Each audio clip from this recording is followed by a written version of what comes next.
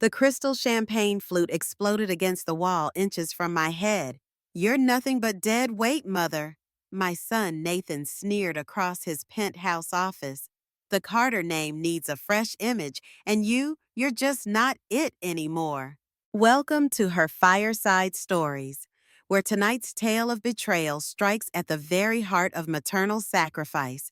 Join us as we unravel the story of Elaine Carter, a mother who spent 30 years building an empire only to hear her own flesh and blood suggest she retire gracefully.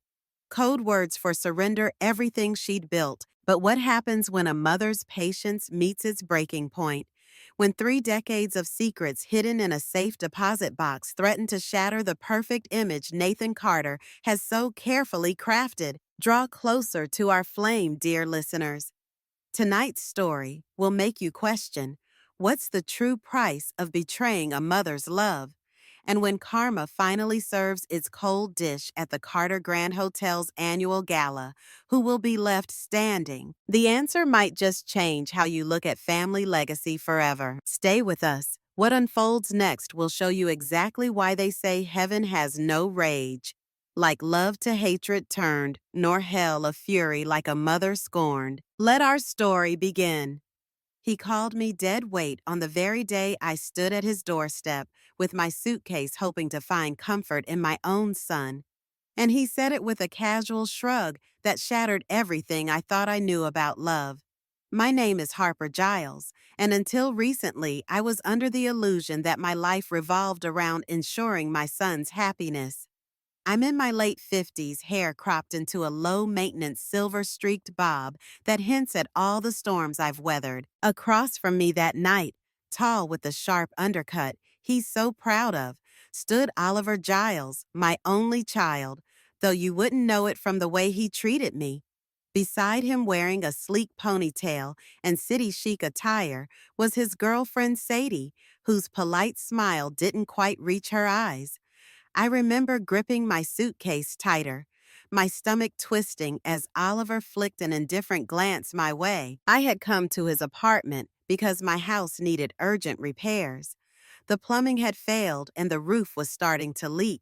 The ceiling in my tiny living room was practically caving in. Truth be told, I also came because I missed him. After my husband Adrian passed away over a decade ago, Oliver became my entire universe. I juggled 2 jobs, first as a school tutor, then as a late-night diner waitress, just to keep him clothed, educated, and ready to embrace the opportunities I never had. It never occurred to me that by the time he reached adulthood, he would see me as a burden. Yet that night, as I stood on the landing of his upscale apartment building, the only greeting I got was the scrape of his door against the floor and the sound of him muttering, "Mom, fine, come in. But don't expect much." Then, in a hushed, almost thoughtless tone, he referred to me as dead weight, like I was an inconvenience he'd been forced to lug around. I don't know which stung more, the words themselves or the obvious lack of concern on his face when I flinched. If my old heartbreak over losing Adrian had punched me in the gut, Oliver's dismissal felt like a final twist of the knife, an excruciating reminder that love can fade even between a parent and child.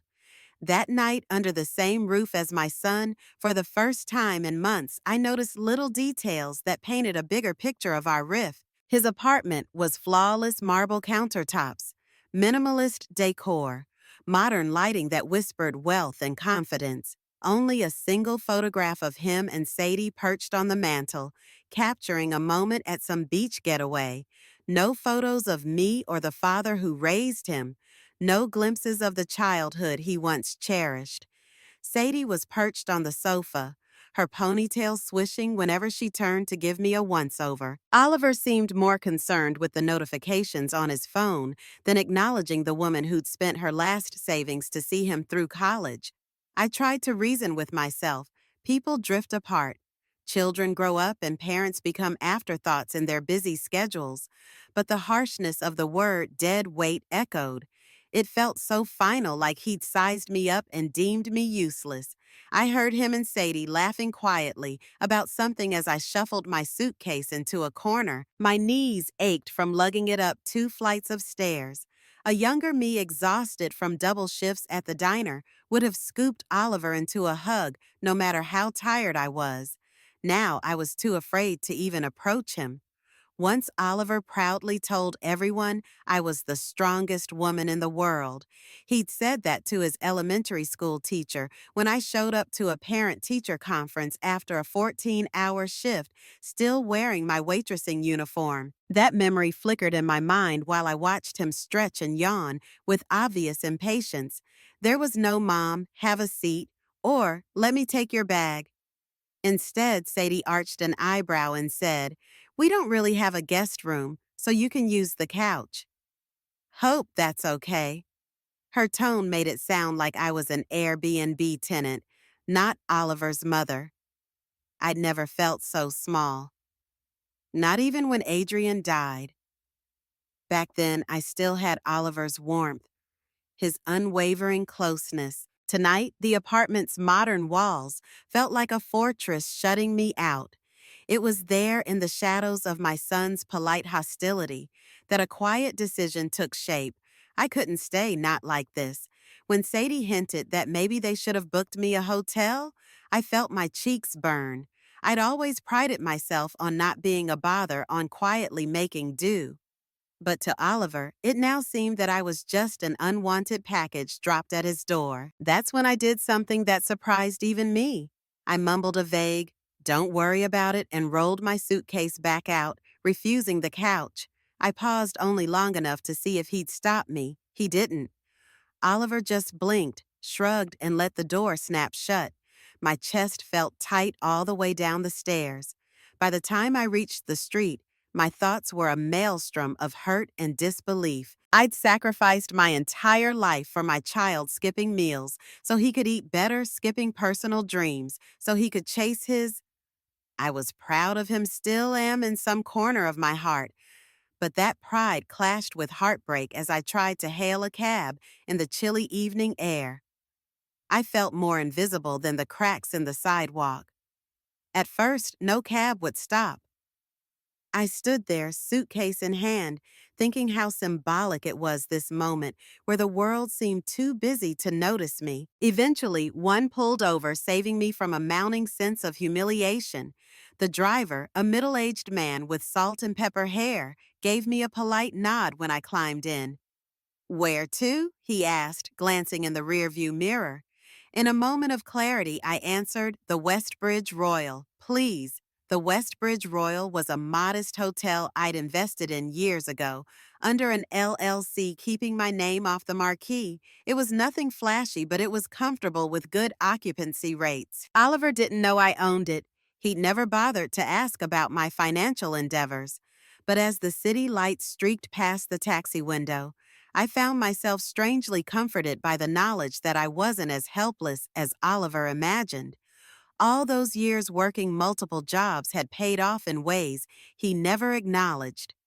While he was out forging his own life, I'd carefully saved, invested, and quietly built a future I thought might one day benefit us both. Apparently, though, my son believed I had little to offer beyond dead weight. When I arrived at the Westbridge Royal, it was nearing midnight. The neon sign out front buzzed faintly, casting an amber glow over the entrance. Behind the front desk stood Mr. Caldwell, the hotel's manager, a trim man with a neatly parted hairstyle who took immense pride in running a tight ship. He blinked in surprise when he saw me trundle in with my suitcase. "Good evening, Ms. Giles." He greeted, the confusion plain on his face. Usually, I visited sporadically for quick check-ins, never to stay the night. The staff knew me as the silent investor, the one who always gave them near complete freedom to manage daily operations. It had been my dream to open a place that offered comfort to weary travelers, especially single parents like me. Once upon a time, I mustered a smile. "I'll be staying for a while, Mr. Caldwell. Room availability shouldn't be an issue, right?" "Of course not," he replied, his eyes flicking to the booking screen. Then he met my gaze with kind concern. Everything all right, Ms. Giles? I nodded, but my shoulders sagged, giving me away. I'm just dealing with house repairs, I said, choosing not to mention Oliver's rejection. Mr. Caldwell, a perceptive man, offered a gentle nod and pushed a key card across the counter. Without further conversation, I wheeled my suitcase to the elevator, which chimed cheerily in the quiet lobby. Something about the West Bridge Royal's soft lighting and polished floors made me exhale. This place was the product of years of unacknowledged sweat. I used to think it would be a haven for Oliver and me if we ever faced hardship. Instead, it felt like a sanctuary for me alone. The room Mr. Caldwell reserved was cozy plush carpeting, warm lamps, a small seating area near the window. As I sank onto the bed, the night's events replayed like a bad dream. The smell of crisp hotel linens gave me a sense of safety I hadn't felt in years. I let my tears come quietly because heartbreak isn't always loud. In that stillness, a new resolve began to form. If Oliver thought I was dead weight, then he was in for a wake-up call. I was not as powerless as he believed. I woke to a streak of soft sunlight cutting through the curtains. For a moment, I forgot where I was. Then memories of the previous night settled in a dull ache in my chest.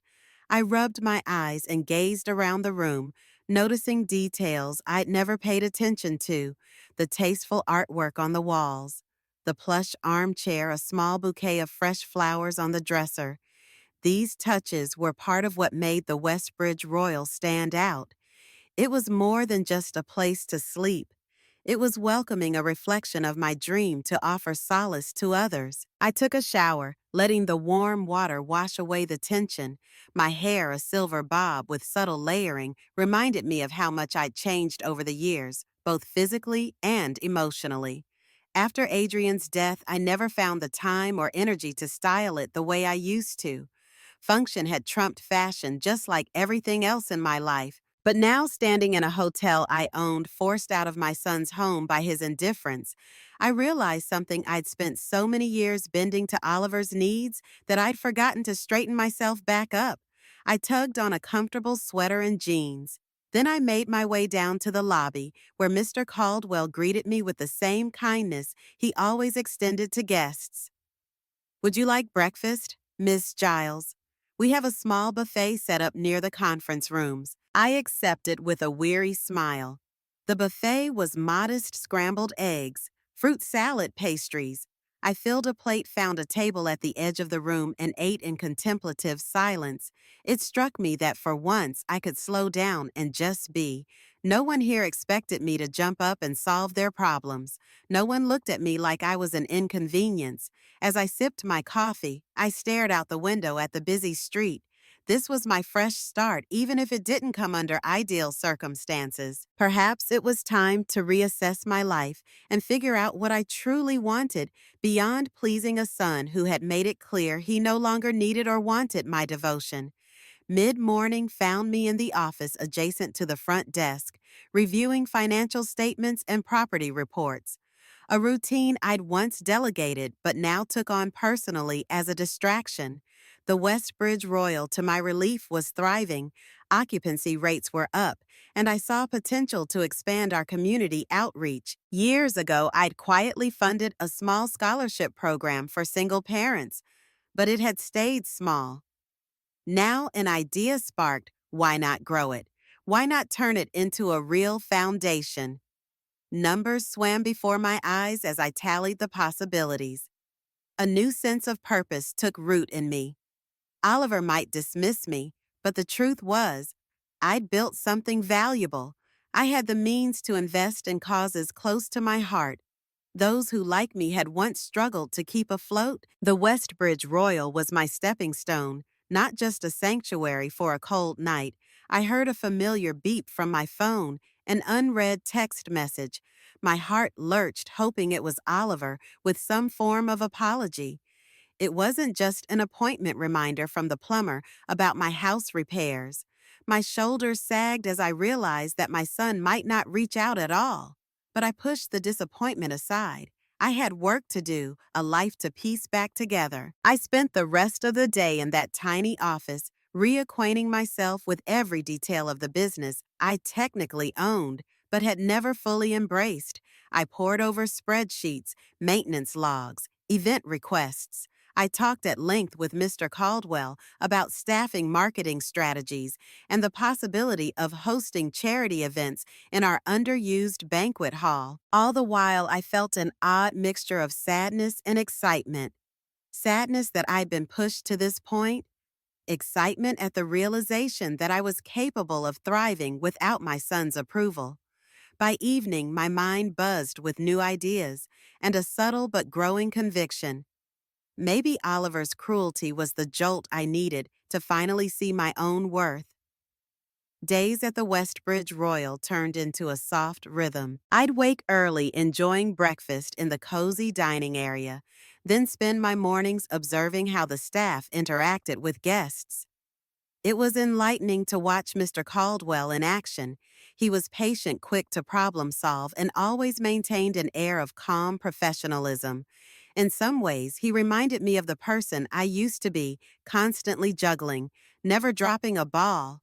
I also found myself drawn to a quiet corner of the lobby where a bookshelf stood loaded with donated novels. People often left used books for others to enjoy, an informal exchange that gave the hotel a down-to-earth charm. One book in particular, an old hardcover about personal growth and introspection, caught my eye.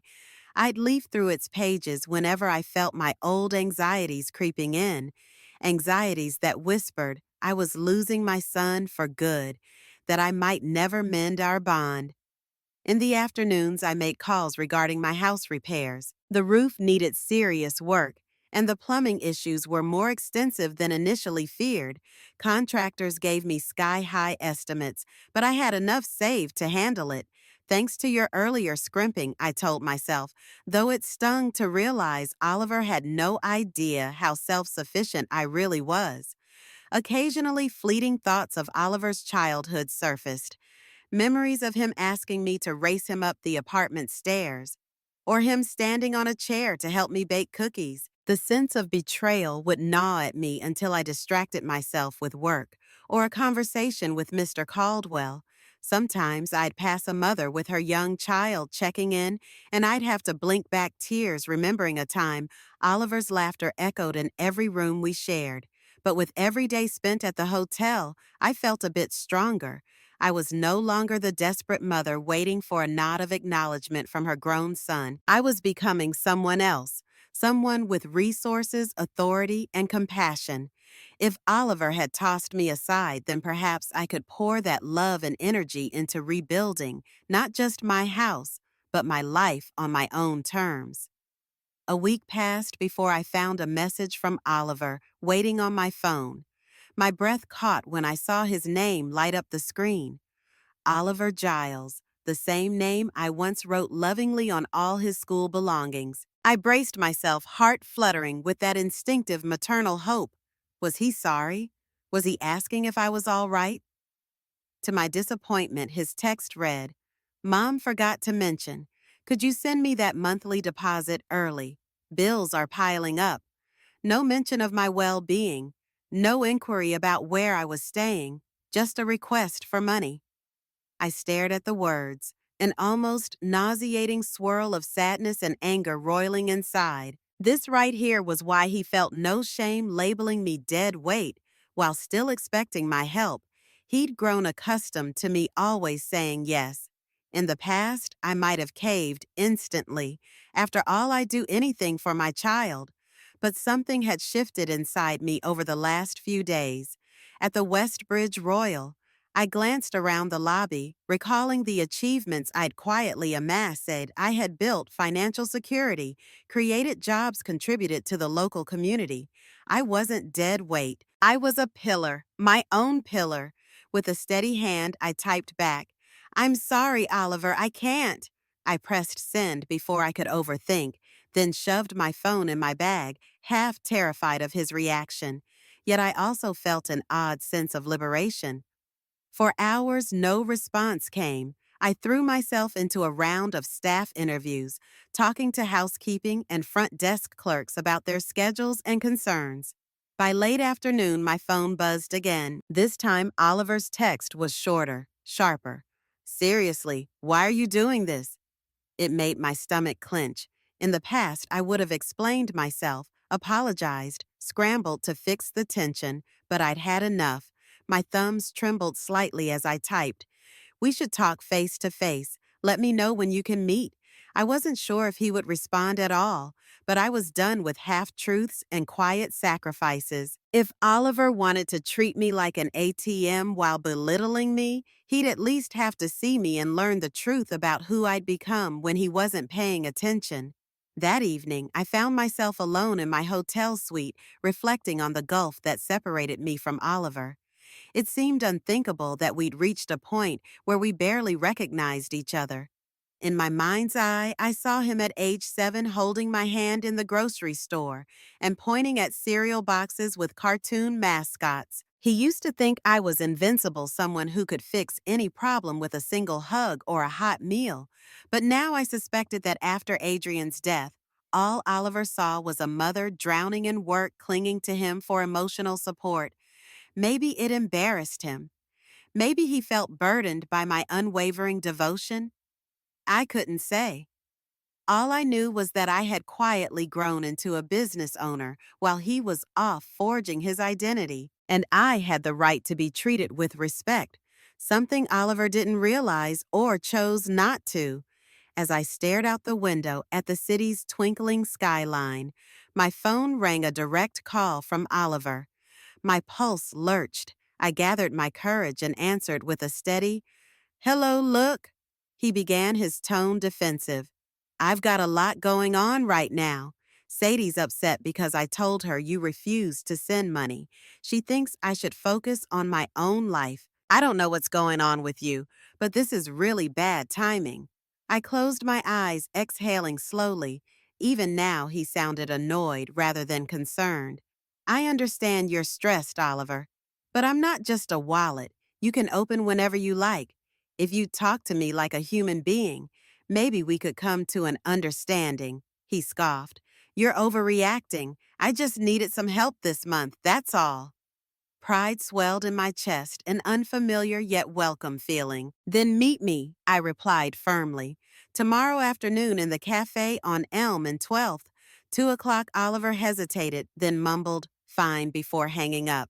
I placed my phone on the bedside table, heart hammering. Tomorrow could be explosive, or it could be the first step toward reclaiming my dignity, whether Oliver cooperated or not.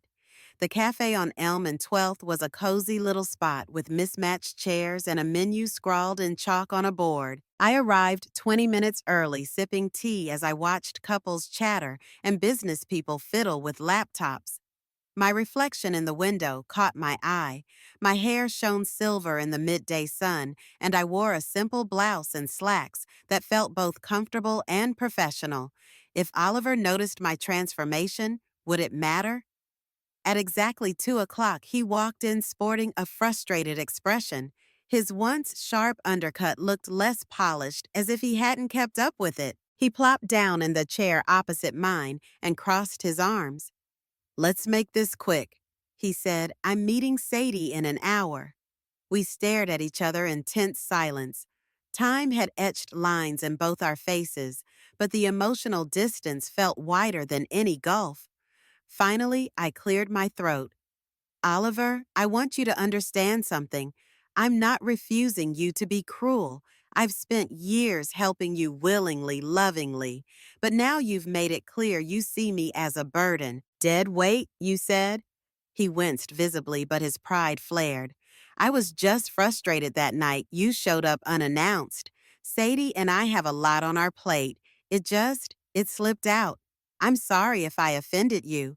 If he offended me, I resisted the urge to roll my eyes. It was more than offensive.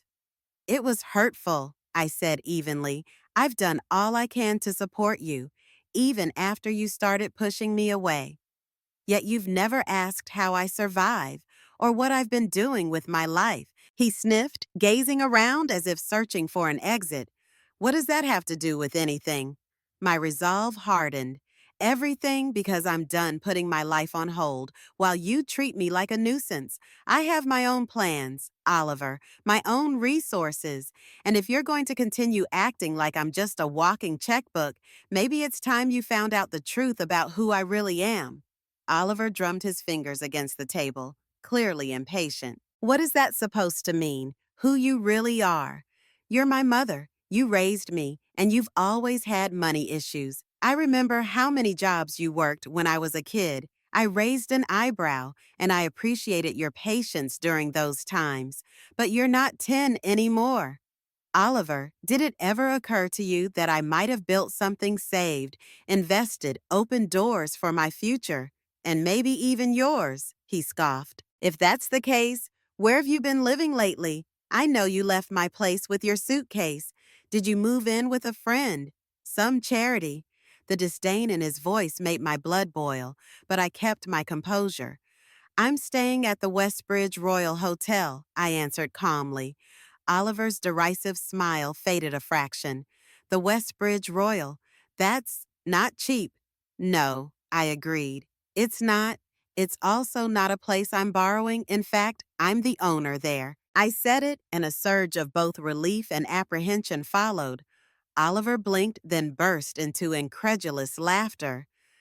You own that place, he repeated as though I'd claimed to be the Queen of England. A hint of my old self, timid, eager to please, tried to hush me, but I pushed through it. It's true. I told him evenly. I invested in it years ago, worked with a business manager, and now it's profitable. I have every right to stay there as I see fit. For a moment, Oliver just stared. Then he mumbled, Sadie and I tried to book a suite there last year for a weekend getaway. It was way beyond our budget. His face flickered with realization. If it was beyond their budget yet, I was living there comfortably. Maybe I wasn't so helpless. I leaned forward, lowering my voice. You see, Oliver, I'm not a doormat you can toss aside. I've spent my life ensuring you had every opportunity, and I'm proud of that. But your rejection, your callousness pushed me to realize something I'm more than what you've allowed yourself to see. And that will never change again. Oliver gulped the muscle in his jaw, flexing. Why didn't you ever tell me? He asked. Voice strained. It was the first time I'd seen genuine vulnerability in him for ages. I folded my hands, choosing my words with care. You never asked. And to be honest, I enjoyed letting the staff run things without me interfering daily. I trusted them. I also trusted that one day, if you ever needed a place to rebuild, I could quietly offer that. But I realized you don't even see me as someone worth respecting, let alone partnering with. I became your fallback option, your financial cushion. He looked as though he wanted to argue, but found no retort. Slowly, he exhaled, leaning back. I'm sorry, he began, then paused as if searching for the right words. I guess I didn't realize that I had a life outside of being your mother, I finished softly. He nodded, a flicker of genuine remorse surfacing. For a long time, neither of us spoke. The cafe's buzz filled the silence, and I wondered if this was a turning point or just another fleeting moment of guilt on Oliver's part. Finally, Oliver cleared his throat. Mom, look, I've made mistakes. Sadie and we've been focused on appearances, climbing the social ladder. You know everything, but... He shook his head, but it got out of hand. I said things I regret. I shouldn't have called you dead weight. That was cruel. It's just, life's been stressful. I'm sorry. I scanned his face, which bore signs of weariness I hadn't noticed before. Slight bags under his eyes, the faint slump of shoulders. I recognized a piece of myself in him, that old sense of carrying burdens alone, too proud to share them. Part of me ached to comfort him, but I knew better than to rush in. You know, I said carefully, I want a relationship with you, Oliver, but it has to be built on mutual respect. I won't be your safety net anymore if you continue to belittle me or ignore my boundaries. Oliver nodded slowly, gaze flickering to the cafe window where the midday sun gleamed. He seemed to contemplate a response, but found none, so I pressed on. Take some time, reflect on what kind of relationship you want with me. I'm not cutting you off. I'm simply stating I won't be taken for granted. If you need support, emotional or financial, we talk about it like adults. I glanced at my watch, noticing we'd already been there over an hour. For once, Oliver didn't appear in a rush to leave. I'm grateful you met me, he admitted. Maybe we can talk again soon. Like, actually talk? A cautious part of me wondered if this was genuine or another attempt to coax money. Still, I nodded. We can. I'll be at the West Bridge Royal indefinitely while my house is being fixed. If you ever want to visit, you know where to find me. He stood, and for a flicker of a moment, he looked like the boy who'd once held my hand, trusting me with the whole world. All right, he murmured. I'll walk you out. We left the cafe, stepping into the bustle of city life. Oliver hesitated, then gave me a quick, almost shy hug. My heart clenched, and I permitted myself to hug him back gently. In that embrace, I felt both the weight of lost years and the faint stirrings of hope. Maybe things could change, or maybe we'd drift again. But as Oliver turned and headed down the street, I realized that regardless of his choices, I was done placing my entire self-worth in his hands. I returned to the Westbridge Royal with a sense of tentative calm. Whatever happened next, I had a foundation beneath my feet that Oliver's rejection couldn't shake. That night I told Mr. Caldwell I'd be staying longer. He offered a discreet nod. No questions asked, and assured me the suite was mine as long as I liked. I curled up in bed feeling strangely lighter. The truth was out and the world hadn't ended. Instead, a new chapter beckoned, one in which I was neither powerless nor invisible. A gentle morning routine emerged in the days following my conversation with Oliver. I'd rise early, run a comb through my silver bob, and slip into comfortable but smart outfits. A subtle nod to the confident woman I was learning to be. The Westbridge Royal staff no longer tiptoed around me either. Word had spread Ms. Giles was here actively involved. They approached me with ideas for improvements or events, and I found myself thriving on these discussions. One afternoon, Marisol, a housekeeper with a wavy short haircut, approached me hesitantly. Miss Giles, I have a friend who's a single mom struggling to find stable housing. Do you think our hotel foundation might help her? She asked. Her question tugged at my heart. I recalled the scholarship program I'd never expanded. Absolutely, I told her, scanning the hallway to ensure privacy. Let's set up a meeting. I want to help where we can. In that moment, I realized that while Oliver was a catalyst for my newfound assertiveness, there was a bigger purpose calling me, supporting women who, like me, once struggled to make ends meet while raising a child alone. The Westbridge Royal could be more than a profitable hotel. It could be a lifeline for those who needed it most. My phone buzzed more than once that week with messages from Oliver, usually short but politely cordial. Hope you're doing well, Mom. Or, how's the house repair going? I answered briefly, resisting the urge to play caretaker. If we were going to rebuild our bond, it had to be on even footing. Meanwhile, I found joy in the simplest things, an engaging conversation with Mr. Caldwell about new menu options for the breakfast buffet, or the smell of fresh flowers in the lobby. I also toyed with the idea of turning some of the unused conference rooms into skill-building workshops for single parents, resume writing, budgeting, maybe even a child care area. It wasn't just about me anymore. It was about a vision I'd nurtured quietly for years, a vision that no one, not even Oliver, could diminish. For the first time since Adrian's passing, I felt purposeful and genuinely excited about the future.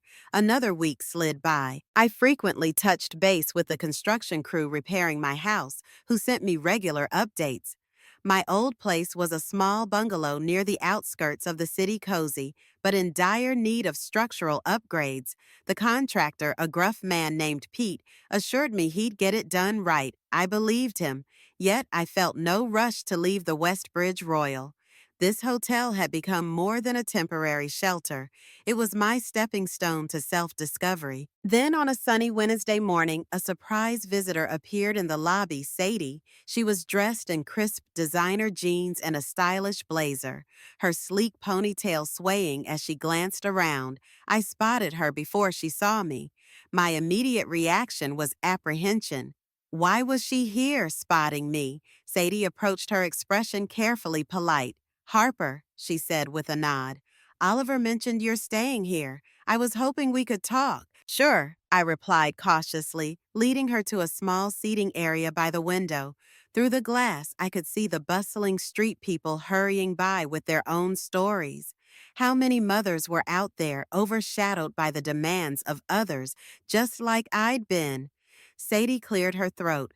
I wanted to apologize for how I acted when you visited our apartment. I wasn't very welcoming. I let her words settle.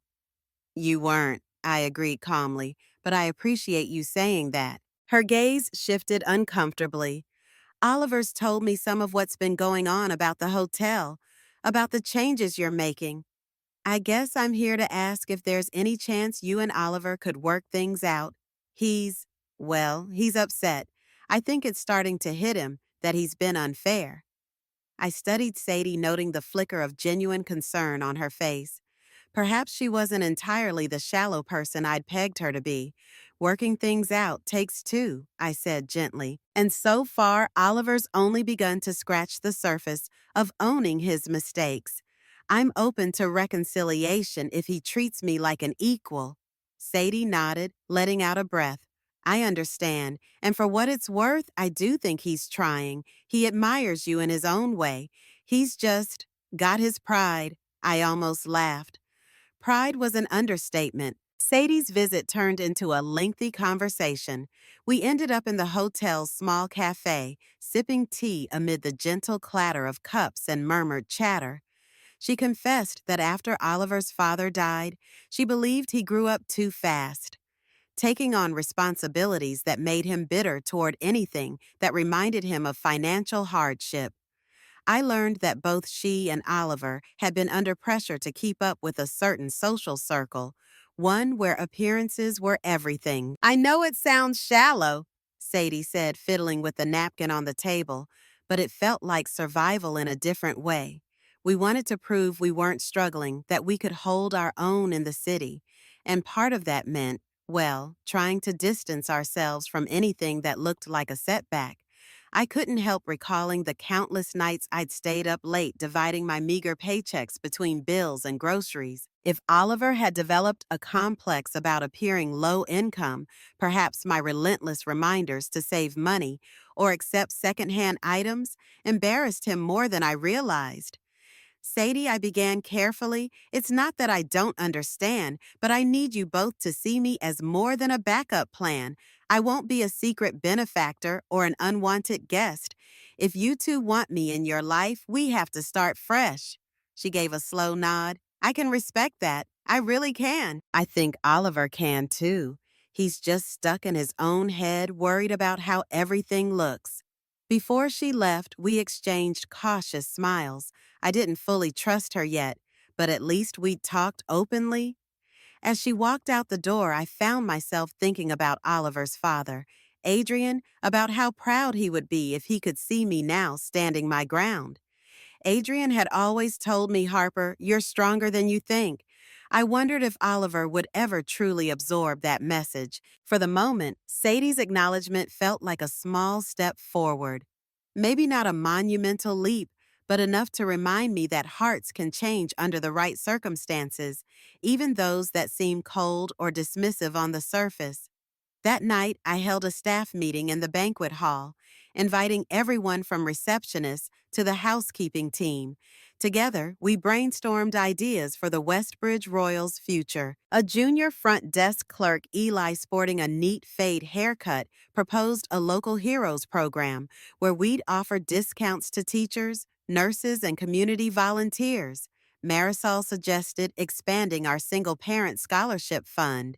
Dana, a part-time events coordinator, talked about hosting monthly mixers for local artisans. The room buzzed with enthusiasm. I realized how little I'd directly engaged with these people in the past. I'd always stayed on the sidelines, letting Mr. Caldwell handle operations. But now stepping into the spotlight brought out a warmth in me I hadn't felt for years. I was proud of my staff and grateful they welcomed my ideas in return. After the meeting, Mr. Caldwell approached his slicked back hair, glinting under the overhead lights. Miss Giles, it's remarkable to see you so involved. I hope you know, we're all behind you, whatever direction you want to take. I smiled, genuinely touched. It feels good to be part of something, Mr. Caldwell. Thank you for holding down the fort all these years. He bowed his head with modesty. Just doing my job. You've always been fair, and I'm glad you're receiving that fairness in return. Now I knew he was referring, albeit subtly, to Oliver's recent behavior. A pang of sadness hit me, but I pushed it aside. With these budding plans, the Westbridge Royal was becoming a beacon of hope for more than just me. Heading back to my suite, I noticed a lone figure pacing near the entrance. My heart jumped when I recognized Oliver. His posture was stiff, hands tucked in his jacket pockets. He caught sight of me and approached with hesitance. "Hey, Mom, think we could talk?" Of course, I replied, though my pulse beat faster. This was the first time he'd come here on his own since finding out I owned the hotel. Even as I guided him upstairs, I braced myself for whatever might come next, an apology, an argument, or perhaps a genuine step toward mending the damage we'd both suffered. In the soft glow of my suite's living area, I offered Oliver a seat on the couch. He perched on the edge like a restless cat, his sharp undercut a bit unruly, suggesting he'd run his fingers through his hair.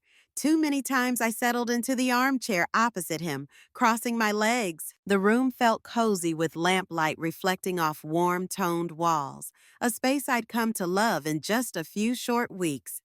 Oliver cleared his throat, eyes flicking from the small bouquet of daisies on the coffee table to the framed photo of Adrian I'd placed on the side table. Mom, I wanted to say, I'm sorry again. I know I've acted horribly. Calling you dead weight. That's something I can't take back. I nodded my chest tight. I appreciate that. But it's going to take more than an apology to move forward. I need consistency. Oliver, respect, genuine effort. He inhaled, looking genuinely pained. I know, and I'm trying. Sadie told me she came by. She said you two actually talked, which is more than we've done in a while. A faint smile curved my lips. She seems willing to find middle ground. Yes. Oliver studied me for a moment. Mom, I guess I never really understood what you went through after Dad. You know, after he was gone. I was so wrapped up in my own grief, I didn't see how hard you worked. And then you were always pinching pennies, always telling me to be careful with money. It just felt suffocating. His honesty stung, but I welcomed it. I was terrified. Oliver, terrified you'd miss out on opportunities if I didn't keep pushing, that we'd sink financially if I didn't monitor every penny I made, choices based on fear but also on love. And yes, sometimes it made me controlling. He nodded, swallowing. I recognize that now. I also realize you didn't do all that just to meddle in my life. You did it because you wanted me to have it better than you did. For a moment, neither of us spoke. The sounds of the city filtered in through the windows. A distant car horn muffled laughter from outside. Then Oliver sighed, rubbing his temples. I keep thinking back to that night you showed up. I'd had a stressful day at work. Sadie was complaining about some expense, and I just lashed out. I shouldn't have. I leaned forward, resting my elbows on my knees. Life can be overwhelming, but it doesn't give us permission to hurt the people who love us. I'm not perfect, Oliver, but I've always loved you. He looked up, eyes glossy. I know, he whispered, voice catching. And I hate how I've acted. It's like I was punishing you for my own insecurities. When I realized you owned this hotel, It hit me how little I knew about your life, your strengths. It made me feel like a failure as a son. My heart constricted, Oliver. You're not a failure. You're just learning like the rest of us. But you have to want to learn. He breathed out shakily. I do. That's why I'm here. I need to rebuild our relationship, but only if you still want that. Did I? I sat back, letting that question settle. A swirl of emotions, love, hurt, exhaustion passed through me. I do. I finally said, my voice quieter. But things have to be different. I can't go back to being the mom who just hands you money or tries to fix every problem without you even asking politely. He nodded vigorously. Agreed. I don't want that anymore either. Sadie and we're rethinking our whole approach to finances and life. We might even move to a smaller place, sell some stuff. I don't know yet, but I'm trying to be more responsible. Warmth blossomed in my chest. Not full-fledged optimism, too much had happened for me to be naive, but a cautious hope. That sounds like a step in the right direction. Oliver managed a faint grin, and for a flash of an instant I saw the bright-eyed boy he used to be, certain the world was a good place because his mother stood by him unwavering. Even with these admissions, I didn't invite Oliver to stay the night in my suite. Some old habits die hard, and I needed space to think. We agreed to meet again in a few days, perhaps for dinner at the hotel's restaurant, a neutral ground. As I walked him out through the lobby, I couldn't help noticing how he gazed around as if seeing the West Bridge Royal for the first time. He shook Mr. Caldwell's hand politely, albeit stiffly, before stepping into the crisp night air. I lingered in the lobby, my reflection visible in the polished floor tiles.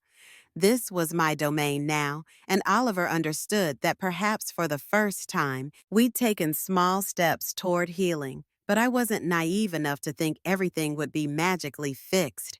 We needed a foundation of respect and trust, just as I needed to continue building my own life independently of Oliver's whims.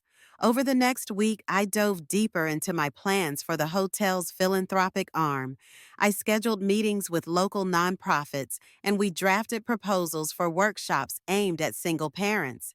The staff's excitement fed my own. We printed flyers, set a timeline, and in a burst of inspiration, I decided to host a weekend-long event.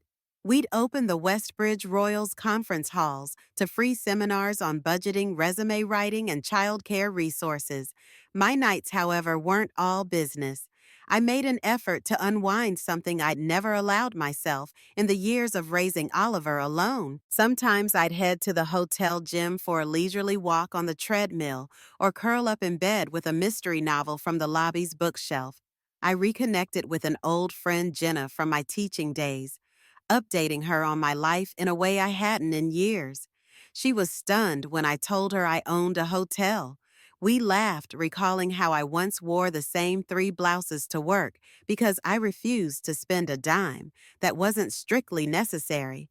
Still, the memory of Oliver's harsh words lingered. It wasn't easy to let go of the resentment, but each time I felt anger or sadness creeping in, I reminded myself that I had changed and that change was far from over. A quiet but poignant moment came when I stood on the rooftop terrace. We'd recently renovated, the city spread out before me in shimmering lights, and I could see all the way to the old neighborhood where Oliver grew up. Leaning against the railing, I thought about the woman I used to be, frazzled, perpetually worried, rummaging through grocery coupons in her purse. That woman had built something she could be proud of, but had never stopped to acknowledge her own accomplishments. I closed my eyes, savoring the cool breeze. Adrian's memory flitted through my mind. "You are stronger than you think," I heard him whisper, echoing one of the last pep talks he gave me. I smiled, tears prickling at the corners of my eyes. Maybe I really was. The next day, I found an envelope slipped under my suite door. Inside was a handwritten note on plain stationery scrawled in Oliver's messy handwriting. "Mom, I keep thinking of how you always said, we don't run from problems, we face them. I guess I ran. I hope it's not too late to make things right. You deserve better. If you'll have me, I'd like to help with your event this weekend. Let me know. My hand trembled as I read the words. It wasn't a grand gesture or a dramatic confession. It was simple, almost childlike in its sincerity. I pressed the note to my chest, torn between caution and relief. Could Oliver truly mean this? Or was he simply feeling guilty? In the end, it didn't matter. I had the power to choose my response, and that alone was empowering. I decided to let him help. If he was genuine, we would both benefit. If not, well, I'd handle it. I texted him back, telling him I'd be in the banquet hall at noon to oversee final preparations. Come if you'd like. I wrote simply no pressure, no guilt. This was how it should have always been, two adults respecting each other's agency. Saturday arrived with a bright, cloudless sky. The West Bridge Royal bustled with activity as nonprofits set up tables. Local experts prepared their sessions and single parents began filing in. The hum of chatter echoed in the lobby and spilled into the conference rooms. I wore a simple pencil skirt and blouse, my silver hair neatly brushed, feeling both nervous and exhilarated as I greeted attendees. Around 11:30, I spotted Oliver sidling in wearing slacks and a collared shirt, looking both unsure and determined. He paused near a table where a volunteer was handing out name tags. For a moment, I watched him from across the room, uncertain how he'd fit into all this but hopeful. When our eyes met, he gave me a small wave and approached name tag crooked on his shirt. Hey, he said quietly. You look nice, Mom. My heart fluttered, but I remained composed. Thank you, Oliver. I'm glad you came. He pointed to the boxes stacked in a corner. Need a hand. Grateful for his initiative, I nodded. Yes, please. These are supplies for the budgeting workshop.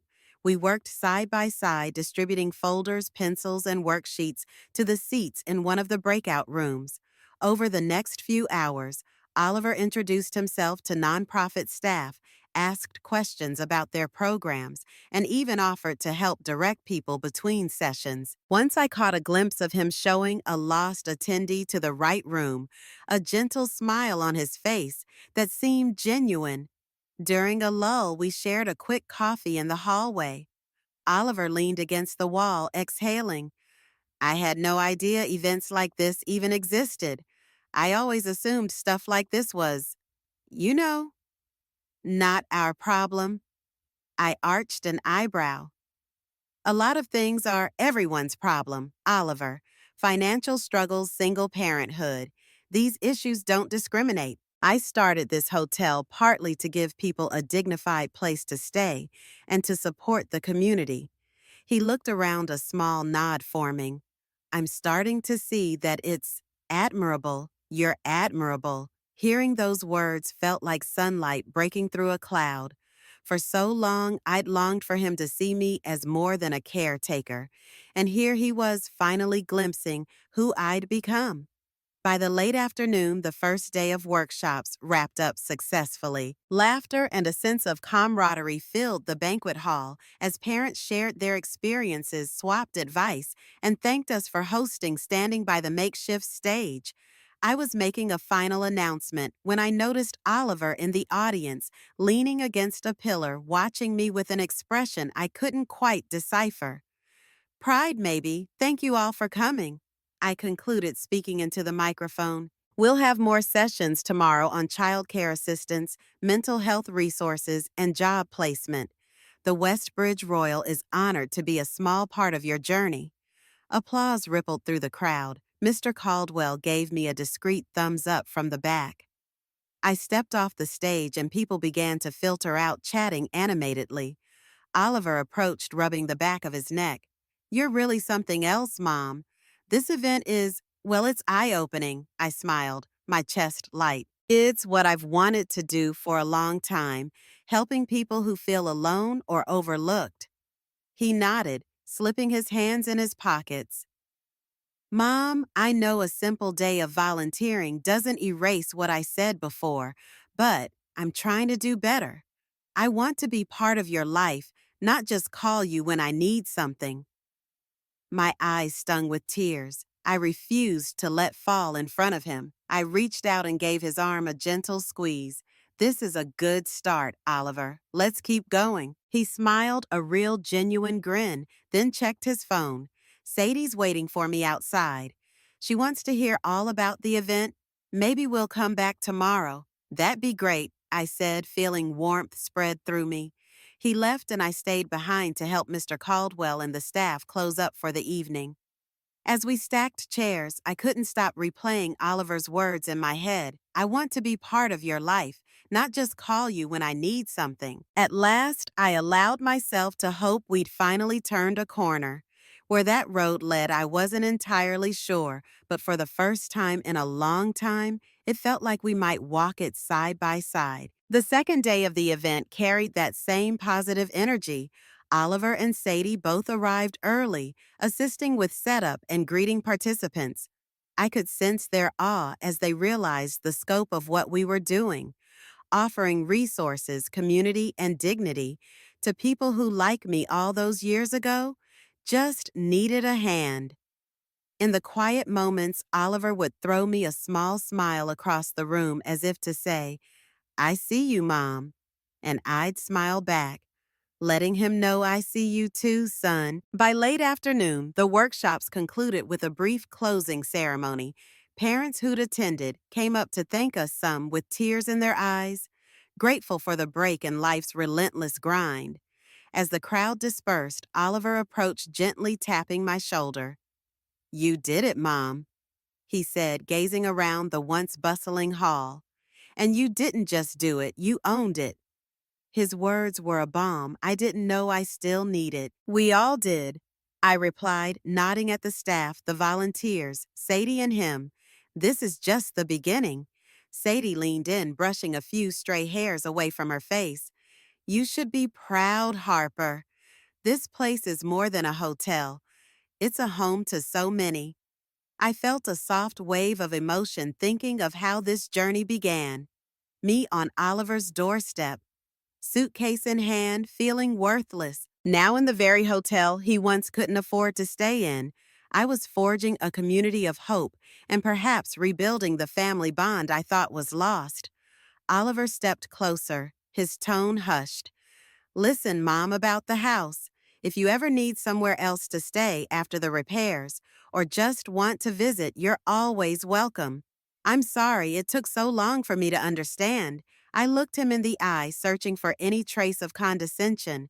There was none, only sincerity. "I appreciate that," I said, "but you know I have my own roof, and if I need another, well, I can always check in here," I added with a wink. We shared a laugh, light, genuine, and unburdened. In that moment, I felt final justice, not from punishing my son, but from recognizing my own worth. I was no longer the invisible mother, nor the dead weight he once labeled me. I was Harper Giles, mother survivor, and owner of my destiny. Thank you for listening to this touching story here on her Fireside Stories. Elaine Carter's journey reminds us all of the strength we carry inside strength. We sometimes forget we possess until life demands it. Her story proves that even in moments of deepest loneliness, we can rebuild our lives piece by piece until we stand stronger than before. What did you think about Elaine's transformation and Nathan's final realization? Did the ending resonate with you? Drop your thoughts and feelings down in the comments. I always appreciate hearing your perspectives and knowing where you listened from. Don't forget to subscribe and turn on notifications so you don't miss the upcoming heartwarming and inspirational stories we've prepared just for you. Until next time, keep the fireside warmth glowing in your heart.